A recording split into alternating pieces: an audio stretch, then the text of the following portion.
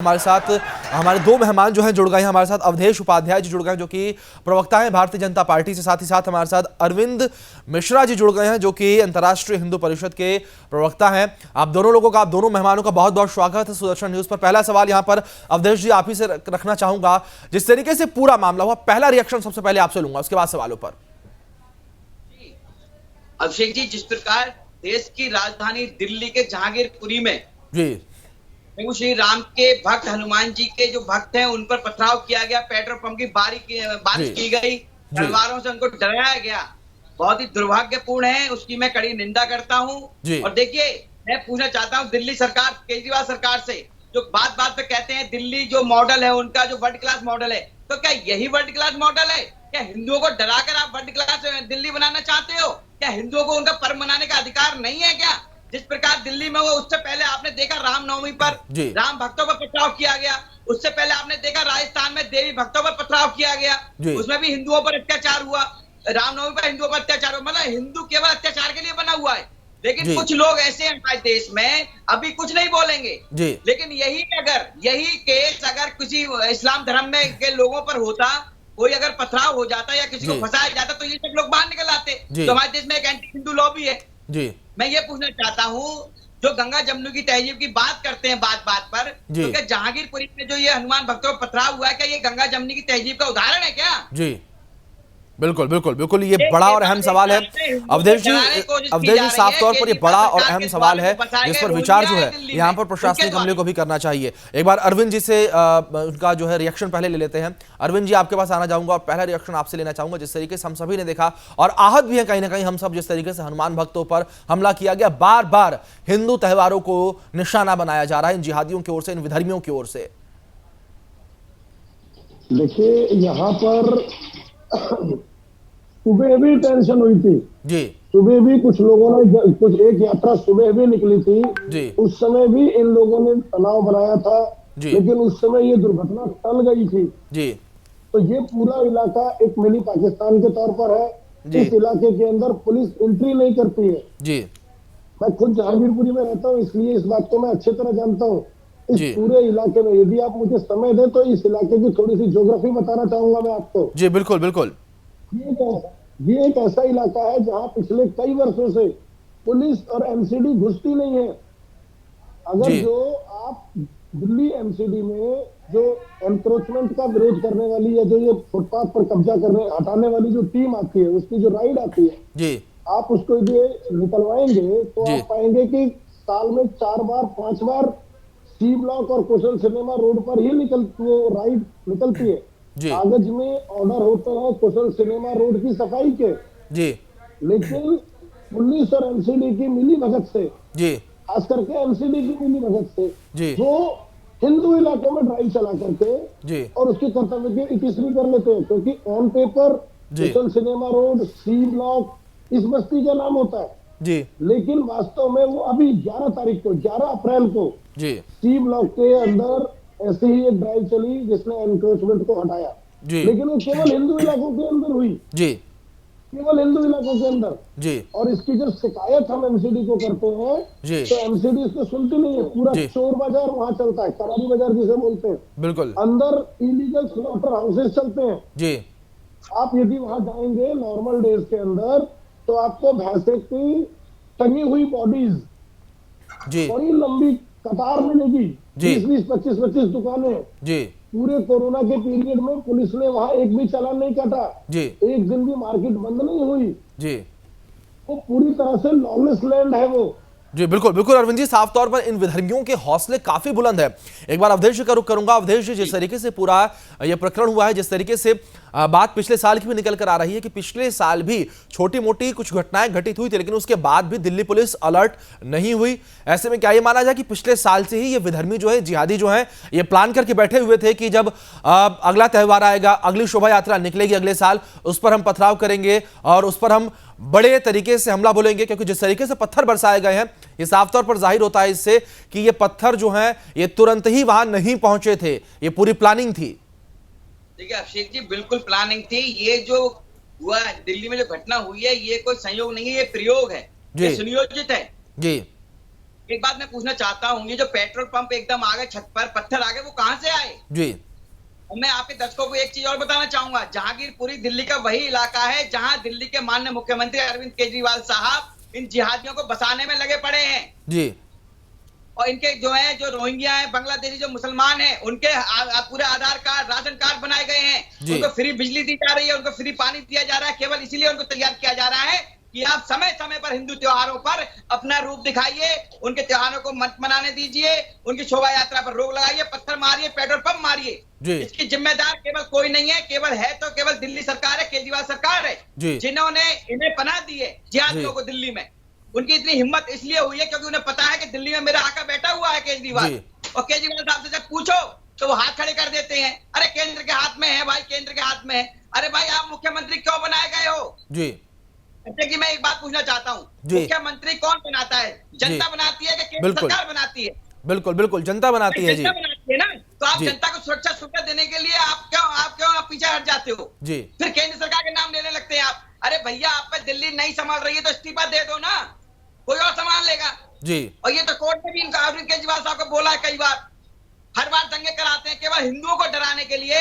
ये केवल ये दंगे करवाते हैं। 2020 में देखिए आप, 2020 में हिंदुओं पर अत्याचार हुआ, उन पर हंगामा, उन पर हमला हुआ, उसमें भी अरविंद केजरीवाल का नेता था ताहिर हुसैन, ठीक है। पिछले साल भी जो कई ऐसे घटनाएं सामने आई जिसमें अरविंद केजरीवाल के नेता सामने आए, और इस घटना में भी मैं बता रहा हूँ केजरीवाल सरकार का कोई ना कोई नेता होगा, कोई ना कोई मंत्री होगा शामिल। बिल्कुल बिल्कुल बिल्कुल बिल्कुल बिल्कुल अवधेश जी, एक बार अरविंद जी का भी रुख करते हैं। अरविंद जी जहांगीरपुरी क्षेत्र से ही आते हैं, उनको ज्यादा क्षेत्र की जानकारी भी है। अरविंद जी, एक जानकारी आपसे यहाँ पर ये भी लेना चाहेंगे, जिस तरीके से आप भी जिक्र कर रहे थे कि इन जिहादियों को, इन विधर्मियों को पुलिस का डर बिल्कुल भी नहीं है और ये पुलिस के सामने भी बेखौफ रहते हैं, ऐसी तस्वीरें भी देखने को मिली। दिल्ली पुलिस के सामने ही ये विधर्मी, ये जिहादी जो है तलवारें दिखाते हुए, तलवारें लहराते हुए दिखाई दिए। और वहीं अरविंद जी, एक जानकारी ये भी आपसे लेना चाहेंगे, एक सवाल ये भी रखना चाहूंगा आपके सामने कि आखिर मस्जिद के सामने पहुंचते, मस्जिद के पास पहुंचते ही ये हल्ला बोल क्यों? मैं बताता हूं इसका। जी। इन्होंने केवल तलवारें नहीं लहराई हैं जी, इन्होंने एक सब इंस्पेक्टर को गोली मारी है जी, पुलिस वाले घायल हुए हैं जी, एक दो कार्यकर्ताओं के तलवार लगी है जी, इन्होंने इतना किया है। और दूसरी स्थिति, इस मस्जिद के सामने जी रामलीला मैदान है, वहां जी रामलीला मैदान के रोड पर जी पूरा कबाड़ी बाजार है। आप एक मोटरसाइकिल वहां से फ्रीक्वेंटली नहीं निकाल सकते। जी। रामलीला मैदान पर ये जो जिन लोगों के नाम आ रहे हैं इसमें, ये लोग पार्किंग चलाते हैं। एमसीडी उनको कुछ कहती नहीं, एमसीडी के ग्राउंड से इलीगल पार्किंग चलती है वहां पर, पूरे रोड पर इनका पूरा बिजनेस सेटअप बैठा हुआ है। वॉशिंग के, गाड़ियों की वॉशिंग के अड्डे चलते हैं जी। ये पूरी तरह से, ये अभी पुलिस इसलिए पिट गई क्योंकि पुलिस का डर पुलिस ने ही खत्म कर दिया था जी। पुलिस इनके साथ मिलकर के ये सारा काम करती है, पुलिस की शह पर ये लोग काम करते हैं। और जब एक बार पुलिस का डर निकल गया तो इन्होंने पुलिस पर भी हमला कर दिया जी। बिल्कुल। अच्छा, दूसरी स्थिति, उस पूरे इलाके में सीएए के आंदोलन भी हुए थे जी। उसमें एक, जब आप देखेंगे तो पीएफआई का पूरा सेटअप है वहां पर जी। ये छोटी घटना नहीं है, पुलिस अभी तक इसको पीएफआई के सेटअप पर नहीं लेके जा रही है जी। बिल्कुल बिल्कुल बिल्कुल अरविंद जी, आप बिल्कुल साफ, बिल्कुल सही कह रहे हैं कि कोई छोटी घटना नहीं है और कोई नजरअंदाज करने वाली घटना नहीं है। अवधेश जी, आपके पास आऊंगा, लेकिन उससे पहले कुछ सवाल जो है सुदर्शन न्यूज जो है दिखा रहा है, दिल्ली दंगों का जिम्मेदार आखिर कौन है और घुसपैठियों ने कैसे दिल्ली दंगों की साजिश रची है। कुछ सुदर्शन न्यूज के जवाब है जो हम प्रशासन से चाहते हैं। कौन दे रहा है यहाँ पर इन विधर्मियों को पनाह? दंगाइयों पर बुलडोजर चलाने से कौन रोक रहा है? और देश में एनआरसी कब आएगी? ऐसे कुछ सवाल हैं जो सुदर्शन न्यूज इनके जवाब जानना चाहता है, जो जिम्मेदार अधिकारी हैं, जो जिम्मेदार पदों पर बैठे हैं उनसे। एक बार अवधेश जी, आपका रुख फिर से करना चाहूंगा। अवधेश जी, जिस तरीके से मस्जिद के पास पहुंचते ही तलवारें निकल गई, पेट्रोल बम निकल गए, जिस तरीके से हमले किए गए, 6 राउंड फायरिंग की गई, ये भी खबरें हैं। ऐसे में क्या मस्जिद के अंदर से सामान निकला? क्योंकि उससे पहले तक सब कुछ शांत चल रहा था, शोभा यात्रा बेहतर तरीके से निकल रही थी और जिस तरीके से के ब्लॉक तक इस शोभा यात्रा को जाना था, लेकिन उससे पहले ही जैसे मस्जिद पड़ी, वहां से ये आतंक का सामान जो है वो निकलना शुरू हो गया। देखिए अभिषेक जी, मैंने पहले ही बताया था, ये जो घटना घटी है दिल्ली में जहांगीरपुरी में, ये कोई संयोग नहीं था, प्रयोग था। जी ये पहले से कोई भी घटना को अंजाम देने से पहले जो घटना करने वाले होते हैं वो पहले से सब चीज इकट्ठी कर लेते हैं जो जो उन्हें चाहिए होती है। आप देखिए पत्थर वहां पाए गए, पेट्रोल पंप वहां पाए गए, पेट्रोल पंप जो बनते हैं वो पाए गए, वहां पर लोग खुली तलवारें लेकर रोड पर निकले जी, तलवारें वहां से निकली और अल्लाह अकबर के नारे लगाकर बाहर निकले हैं लोग। जी ये क्या दिखाना चाहते हैं? ये केवल यही दिखाना चाहते हैं कि देखिए हमारी ताकत है, यहाँ हम रहते हैं, यहाँ कोई दूसरा नहीं रह सकता। जी ठीक है, अवधेश एक बार रोकूंगा आपको। अवधेश आप बने रहिए, अरविंद जी आप बने रहिए। इसी बीच एक बड़ी जानकारी उत्तर प्रदेश से सामने आ रही है, उसका रुख भी कर लेते हैं। तो बड़ी अपडेट, बड़ी जानकारी आपको दे दें जो इस बीच से सामने आ रही है। आपको बता दें कि दिल्ली हिंसा को लेकर यूपी में भी अलर्ट जारी किया गया है। बॉर्डर से सटे इलाकों में पुलिस सतर्क हो गई है। ये बड़ी जानकारी आपको दे दें। सड़कों पर पुलिस फ्लैग मार्च कर रही है। बड़ी अपडेट, जहांगीरपुरी मामले को देखते हुए ये आपको बता दें कि ठोस कदम, एहतियाती कदम जो है वो उठाए गए हैं। ये बड़ी जानकारी आपको दे रहे हैं। दिल्ली हिंसा को लेकर यूपी में भी अलर्ट जारी किया गया है। जिस तरीके से जहांगीरपुरी में, दिल्ली के जहांगीरपुरी में हिंसा देखने को मिली, जिस तरीके से पथराव किया गया शोभा यात्रा पर, उसको देखते हुए उत्तर प्रदेश में भी अलर्ट जारी किया गया है और बॉर्डर से सटे इलाकों में विशेष अलर्ट जारी किया गया है। तो एक बार फिर से हम अरविंद जी का रुख कर लेते हैं। अरविंद जी हमारे साथ जुड़े हुए हैं। अरविंद जी, जिस तरीके से ये आग दिल्ली में लगी है, कहीं ना कहीं इसका धुआं अब उत्तर प्रदेश जाता हुआ भी दिख रहा है। उत्तर प्रदेश में भी अलर्ट जो है उसको देखते हुए जारी किया गया है। जी देखिए, ये तो विषय अब फैलेगा, ये कम नहीं होगा, क्योंकि मुसलमान पूरी तरह से आक्रामक हो गया है और वो नहीं चाहता कि हिंदू अपने शोभा यात्रा, अपने त्योहार मनाए। और इसका ये प्रत्यक्ष प्रमाण दिल्ली के अंदर, देश की राजधानी के अंदर भी देखने को मिला, जहां पर पूरी दिल्ली, पूरे देश का शासन तंत्र है, वहां पर इन लोगों ने ऐसी घटना की है। और उसमें जहांगीरपुरी एकदम मुहाने पर खड़ी है, बारूद के ढेर पर है। आप जहांगीरपुरी में किसी भी एरिया से घुसेंगे, किसी भी एरिया से, जहांगीरपुरी में घुसने के 4-5 एंट्री पॉइंट है। आप जिन भी एंट्री पॉइंट से घुसेंगे, बांग्लादेशियों के बड़े बड़े कूड़े के ढेर, जो वो बेसिक काम कूड़ा बटोरने का और कूड़ा बीनने का करते हैं, वहां पर आपराधिक गतिविधियां, रात को महिलाएं निकल नहीं सकती। जहांगीरपुरी में होने वाली 90% चोरी, स्नैचिंग। आपको चोरी के आलम की बात बताऊं, सब्जी मंडी में प्याज और आलू की बोरियां चुरा के ले जाते हैं ये बच्चे। यदि बैटरी रिक्शे पर आ रहे हैं तो उनसे मोबाइल फोन छीन लेते हैं ये। और ये सारा काम इसी मस्जिद के सराउंडिंग कबाड़ी बाजार लगता है जी। ये सारे प्रोडक्ट वहां बिकते हैं जी। आप वहां पर 10 रुपए में किसी भी ब्रांडेड कंपनी का ईयरफोन ले सकते हैं जी। ब्रांडेड कंपनी का 10 रुपए, 20 रुपए, 50 रुपए में जी। तो आप अंदाजा लगाइए कहां से आता है। ये सब चोरी, स्नैचिंग का काम है और ये बात प्रशासन को पता है जी, लेकिन प्रशासन बोलता नहीं है जी। अभी भी प्रशासन इसकी पीएफआई के एंगल से जांच नहीं कर रहा। जिन लोगों ने सीएए में, बड़ा स्पष्ट आरोप है मेरा, जिन लोगों ने सीएए के आंदोलन में जहांगीरपुरी से महिलाओं को बसों में भर करके शाहीन बाग ले गए, शाहीन बाग में उनको बुर्का पहना के सीलमपुर ले गए और सीलमपुर में डीसीपी अमित शर्मा के ऊपर हमला किया जी। ये वही लोग थे, उन्हीं लोगों ने हमला किया है जी। क्योंकि यात्रा दिल्ली में हमने भी निकाली थी जी। हमारी यात्रा 1:30 बजे समाप्त हुई, तनाव उस समय भी था जी। तो ये सुबह से तनाव था जी।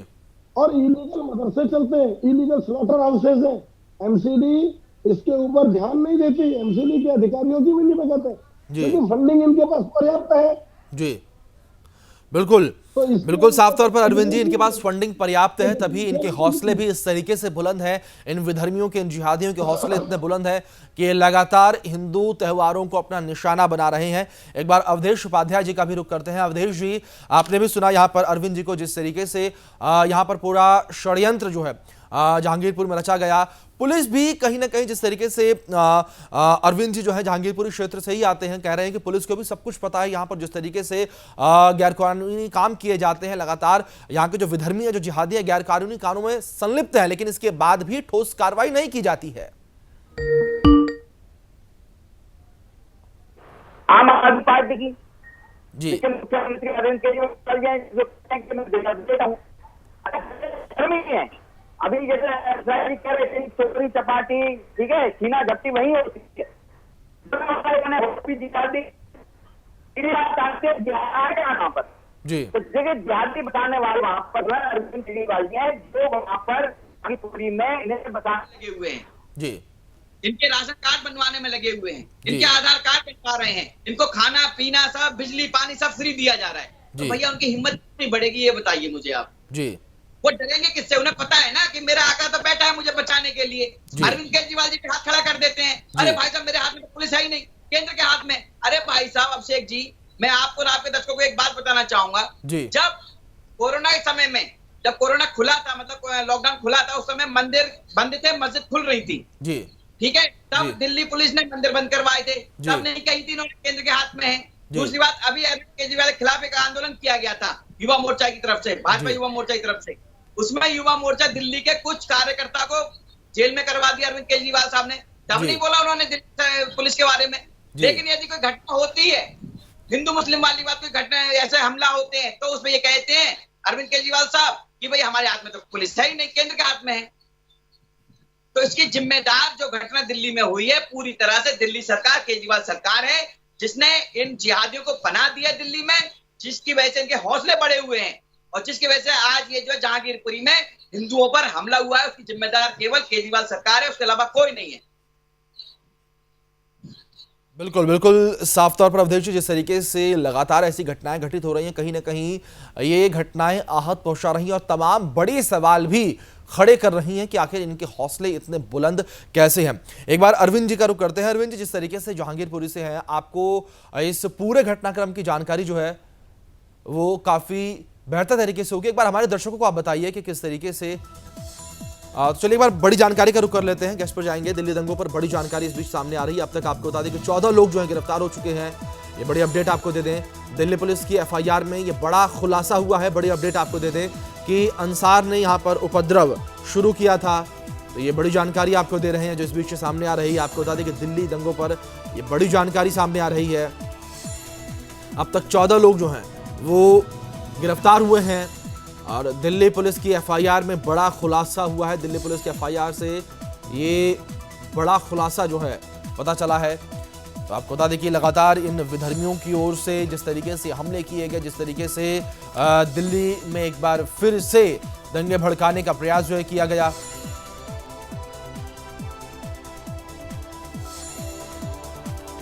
हमारे साथ जिस तरीके से हमारे दो मेहमान जुड़े हुए हैं, अवधेश उपाध्याय जी और अरविंद मिश्रा जी, एक बार फिर से अपने गेस्टों के पास चलेंगे, अपने मेहमानों के पास चलेंगे।